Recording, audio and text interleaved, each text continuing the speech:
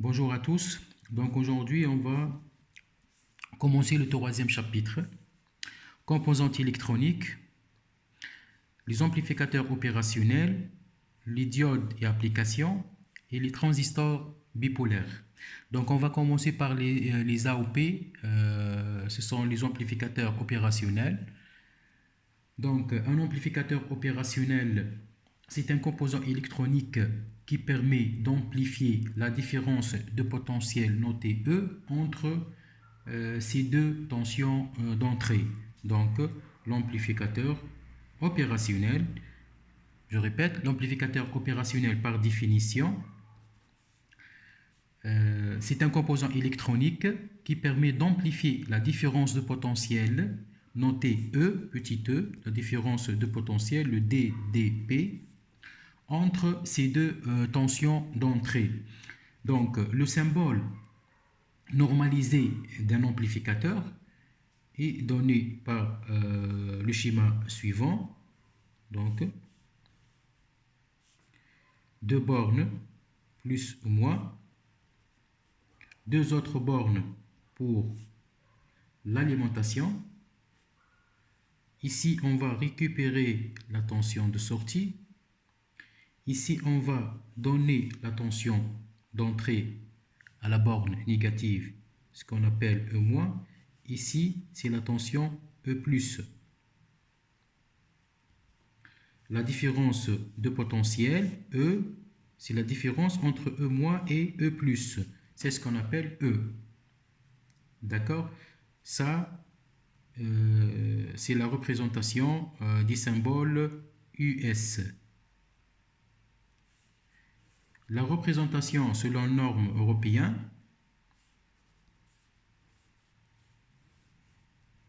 est telle que plus V, ici VCC, VCC directement. Voilà. Donc ici, je récupère la tension de sortie, delta l'infini, moins plus E, ou bien E plus, E moins est toujours la différence E. Ça, c'est la représentation, bien sûr, ici, c'est moins VCC, c'est la représentation selon les normes européennes. Voilà. Donc ça, c'est le symbole. Nous, on va toujours étudier ou bien utiliser ce symbole, d'accord? Donc ça, c'est le symbole d'un amplificateur opérationnel. Donc pourquoi on dit opérationnel? Opérationnel, ou bien AOP, c'est quoi AOP? AOP, c'est l'amplificateur opérationnel, amplificateur opérationnel parfait.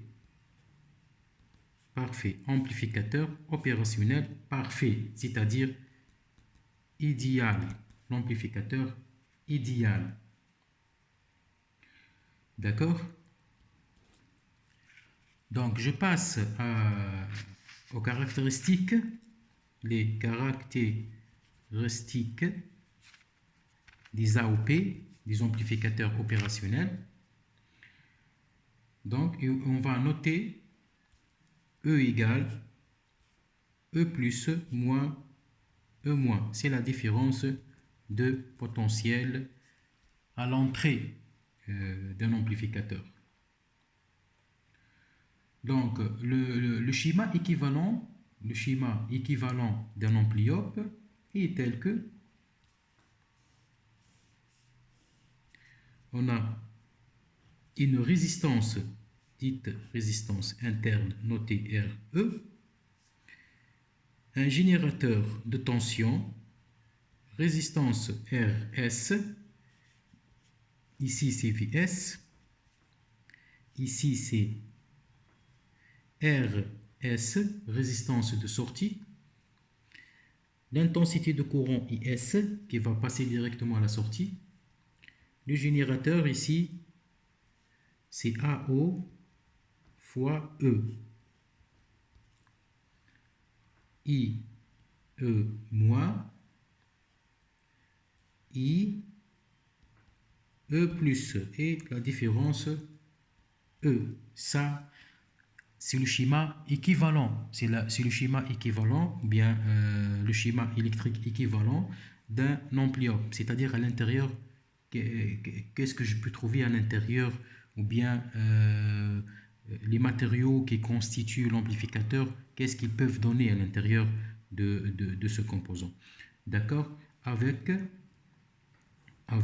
AO fois E moins RS si j'applique la loi d'Ohm ici, si j'applique la loi d'Ohm comme ça, d'accord, je choisis le sens positif, donc A0 fois E ou bien AO fois E moins RS fois IS moins la tension de sortie, elle est égale à 0. Donc regardez, du masse à la masse, donc je passe AO générateur, AO fois E, fois la résistance RS, fois la tension, bien sûr, la tension RS fois IS, moins VS égale à 0.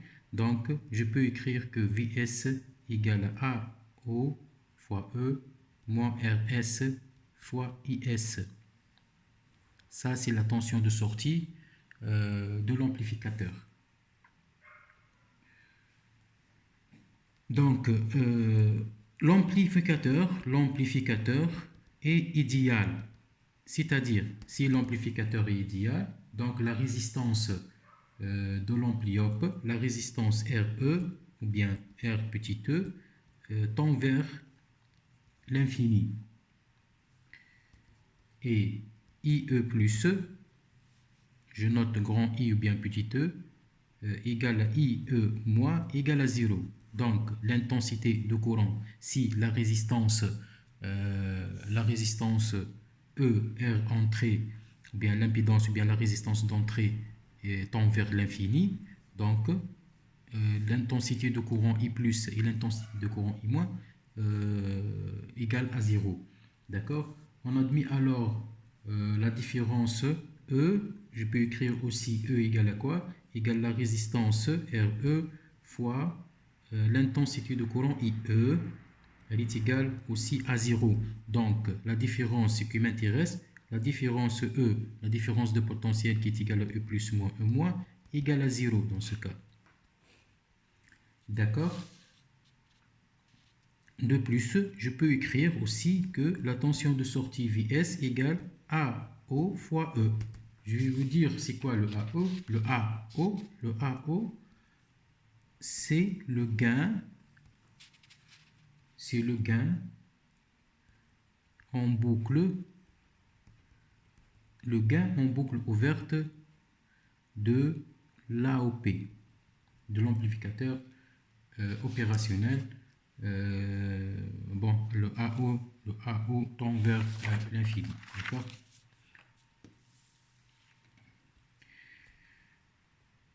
D'accord, donc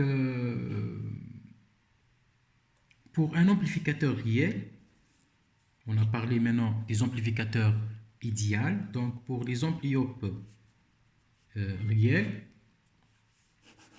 un ampli-op réel, donc les caractéristiques réelles, par exemple pour un amplificateur sur un circuit intégré de référence LM741CN, ça c'est la référence. Donc pour cet amplificateur, donc on peut avoir le tableau suivant des résistances et d'amplification et du gain en boucle ouverte, le minimum mini, maxi, bien j'écris avant le maxi le typique, et le max. Donc 200 kOhm, il n'y a pas de valeur typique, 2 mégaohm. Vous voyez bien que c'est un chiffre très élevé pour la résistivité. Donc ici il n'y a pas de valeur minimale, donc il y a la valeur typique de 100 ohms. Bien sûr, s'il y a le typique, donc il n'y a pas ni max, ni min. Donc, pour l'amplification, c'est 15 000 plutôt. C'est 15 000 sans unité. Il n'y a pas de valeur typique. Il y a aussi le max peut atteindre jusqu'à 2000 comme amplification. D'accord? Ça, c'est pour un amplificateur opérationnel réel. Donc, l'amplificateur opérationnel réel, c'est un composant, c'est un circuit intégré qui est sous cette forme. Il y a les broches, ou bien les bornes, 4 bornes. Donc, et pour lire l'amplificateur, ou bien pour lire les pattes ou bien les bornes de cet amplificateur, je dois suivre ce sens. D'accord? Et je mets 1, 2, 3, 4, 5, 6, 7 et 8. Avec ici le 1, c'est l'offset. Et on va voir c'est quoi l'offset, la définition. 5, c'est l'offset aussi. Le 8, NC, c'est-à-dire non connecté. Le 2, c'est le E-.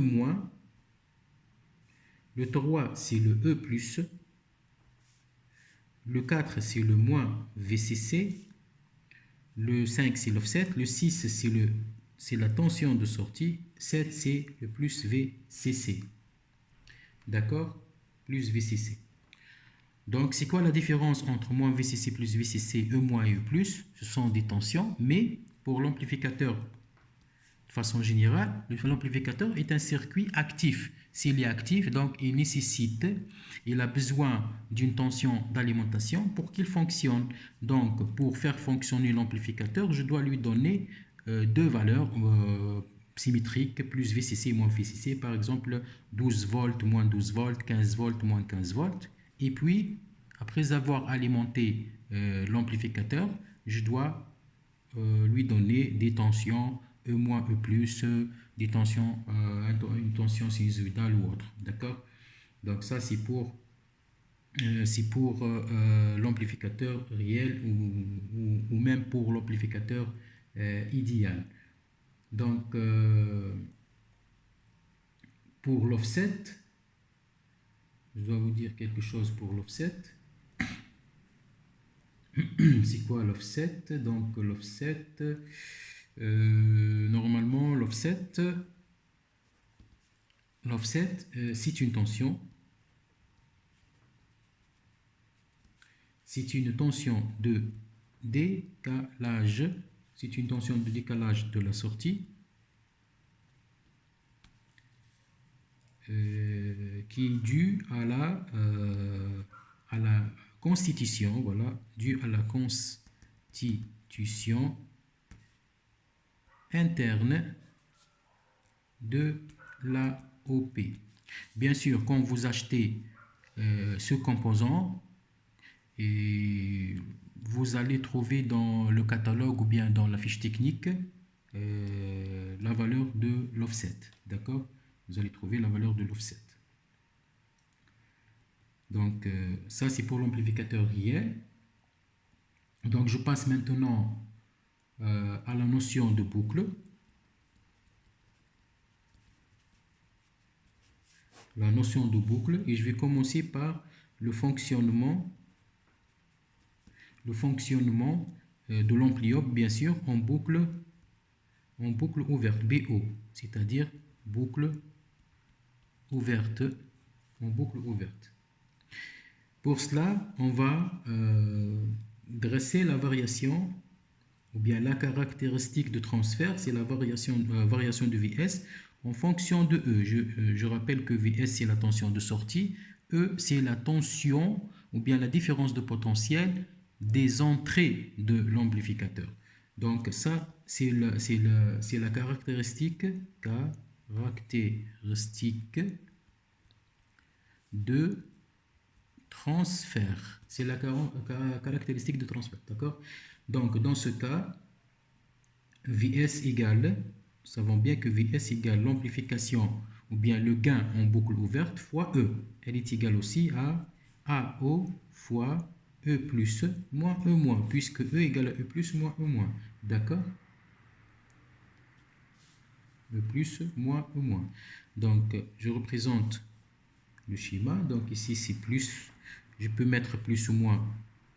Je peux mettre plus avant de mettre moins et inversement. D'accord? Tension de sortie, E moins, E plus.